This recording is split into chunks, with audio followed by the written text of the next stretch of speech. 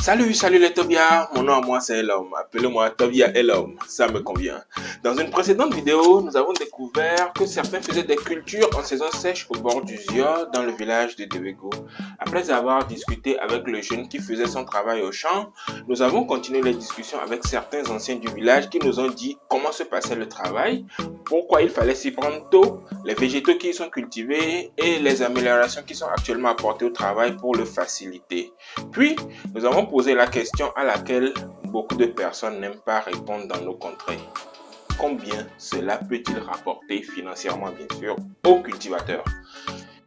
C'est parti pour la deuxième partie de cette vidéo où nous en apprendrons un peu plus et où nous allons parler d'argent et des techniques servant à produire plus de cultures en saison sèche. Allez, ça commence!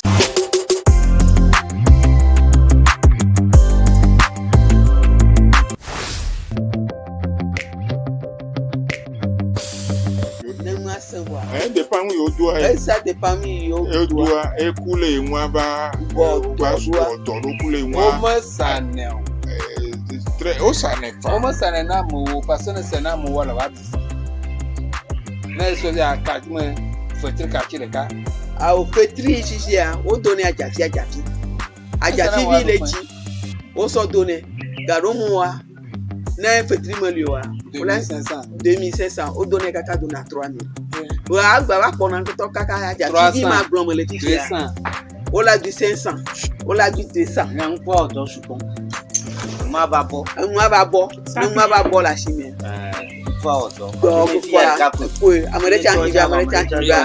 On donne 200, on donne 500. Si bébé avril moment soleil il est né à demain doit sosore gbaba no nanita ajafi masia on te gbaba du 1500 2000 fa ça dépend si jaja tote kafi ne shia baba chakaka do ye npo possibilité de kan gbalio wa meshi ajiko wolea ne le tvl dia o tien la gbadu gadi ame yo tonji comme je disais tout baneka wawe nyika be akpagan du toa o gbogban wawe ja du tutugban.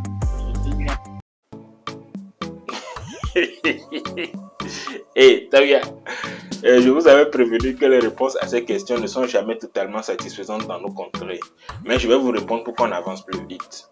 Au vu des méthodes de travail et de la façon dont ce type d'agriculture est pratiqué, la fertilité du sol et l'usage des engrais comme dit et montré dans la vidéo précédente, ils engrangent un petit bénéfice compris entre 400 000 et 1 million de francs CFA par kati.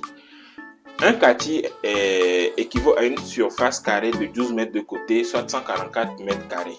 C'est une unité de mesure qui est utilisée dans nos contrées au sud du Togo ici, à ce que je sache. On trouvera alors, dans un hectare, on trouvera 69,444 kati. Ayant reçu l'information avec l'unité en kati, je vais vous les restituer en cette unité-là. Ceux qui veulent l'information en hectare peuvent faire les multiplications. J'avais déjà dit que 1 hectare égale 69,444 kati. Donc je disais, le bénéfice est compris entre 400 000 et 1 million sur un kati. Pourquoi un écart aussi élevé? En fait, tout dépend des cultures. Et pour pouvoir résumer et bien vous présenter les résultats, nous avons fait une simulation sur un terrain de 2 kati. Sur le premier kati sont plantés du gombo et de la demain. Cela fait 2 cultures, car on peut faire 2 cultures. Et c'est ce qui est d'ailleurs fait. Et sur le deuxième kati sont plantés du boma et du piment vert. Chaque couple de cultures, permettez-moi de les appeler ainsi, est fait sur une surface de 144 mètres carrés de terre. Avec mon interlocuteur, nous avons estimé que 5 plants de gombo pouvaient être mis en terre sur 1 mètre carré de surface. Les récoltes de gombo se font chaque 3 jours et à chaque récolte, on peut se retrouver avec 24 petits paniers, ce qui nous fait 240 petits paniers chaque mois pendant les 4 mois par an que peuvent durer les récoltes. Quant à la demain, les récoltes se font chaque 5 jours environ et à chaque récolte, on peut cueillir en moyenne 25 petits paniers. Sur une surface de 1 mètre carré, on peut mettre 25 plants en terre. Par mois, on y aurait donc récolté 150 petits paniers et ces récoltes durent 3 mois environ. Abordons le deuxième couple avec les épinards, encore appelés en hébreu Gboma. On retrouve environ 10 plants par mètre carré, avec des récoltes vendues en tas. Contrairement à celle de Vancier, le Gboma n'est pas récolté et vendu par panier. Les feuilles sont rassemblées, puis le vendeur et l'acheteur conviennent d'un prix. On peut cueillir des feuilles d'épinards d'une surface de 144 mètres carrés chaque 5 jours et en faire un tas pour le vendre. Attention, on ne cueille pas toutes les feuilles en même temps, mais on peut cueillir jusqu'à 6 tas par mois sur un kati, environ pendant 3 mois. Je vous laisse découvrir alors les chiffres des récoltes du piment vert.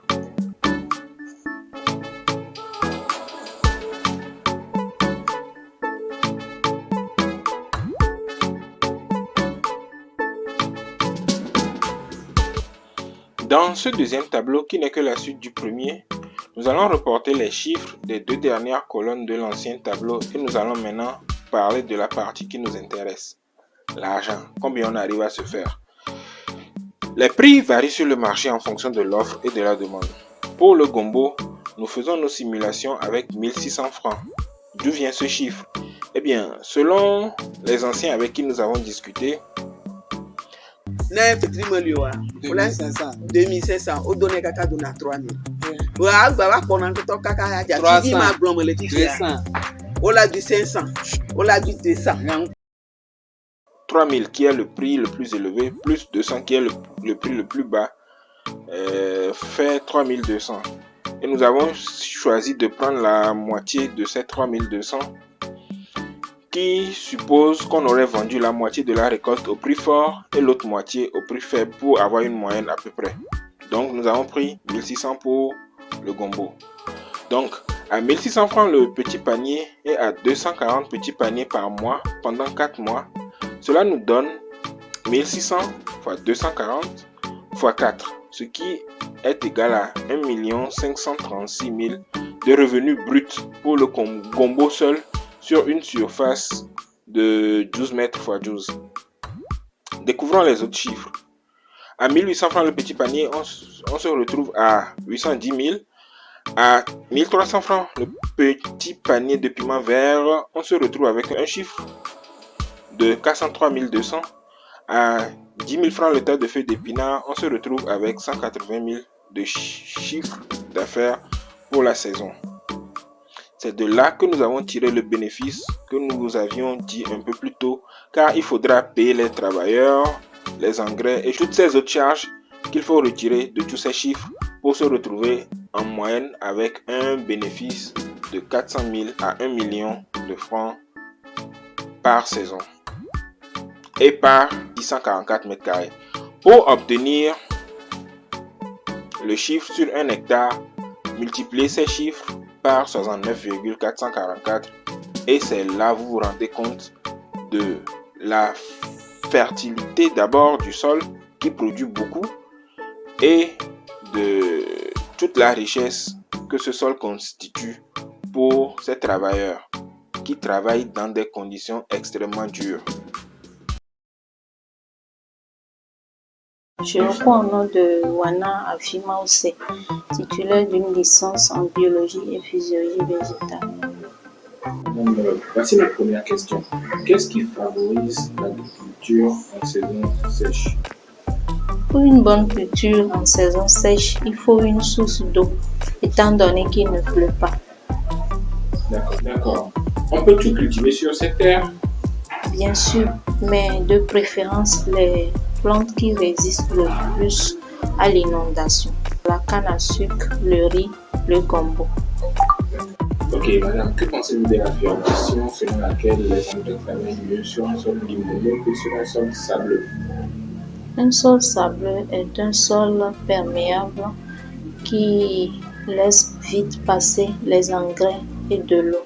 Par contre, un sol limoneux est un sol riche, argileux, qui retient plus les engrais et de l'eau. Troisième question. Et quels risques encourent les agriculteurs en faisant de telles cultures? Ces cultures comportent des inconvénients dus au caractère erratique des pluies et l'arrivée et l'ampleur, le retrait de l'eau, sans oublier les ravageurs hors saison. Ok, si je comprends bien, c'est que les cultures étant faites hors saison, les ravageurs qui agissent en ces saisons-là peuvent détruire certaines cultures. Oui, bien sûr. D'accord.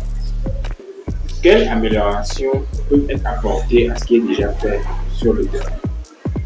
Il faut un apport de matériaux plus sophistiqués, tels les machines de labour, d'arrosage, des engrais et autres. Et veiller à l'arrivée de l'eau pour ne pas être surpris par l'inondation. Merci beaucoup, madame. Je vous remercie. En résumé, il faut commencer tôt. Le travail est difficile, on peut tout y planter, mais il faut veiller aux nuisibles qui peuvent détruire les cultures en contre-saison. Cela peut rapporter énormément d'argent et des améliorations y sont apportées, mais il reste beaucoup à faire. À cela, nous ajouterons les compléments qui sont qu'il faut prévoir un système d'irrigation et d'arrosage pour mouiller suffisamment le sol avant de le sarcler. À défaut d'un tracteur charrue, une vache attachée à une charrue pourrait permettre dans un premier temps d'accroître la production en sarclant plus vite une plus grande surface qu'un seul homme avec une machette et une houe. Récupérer les herbes séchées et adopter le paillage ou la couverture avec bâche pour conserver le plus longtemps l'eau et l'humidité dans le sol. Privilégier l'arrosage ou l'irrigation en soirée. Éviter de se servir des feux avant le sarclage. Les feux tuent les micro-organismes responsables de la dégradation des déchets organiques, ce qui durcit et appauvrit le sol. Il faudra aussi surveiller la pluviométrie, la piézométrie et l'hygrométrie et faire analyser régulièrement des échantillons de sol pour savoir quels sont les besoins des sols et des cultures. Il faudra composter les déchets organiques et s'en servir comme des engrais et surveiller la présence de nuisibles et les traiter à temps sur les plants. Ceci nous amène à la fin de cet épisode.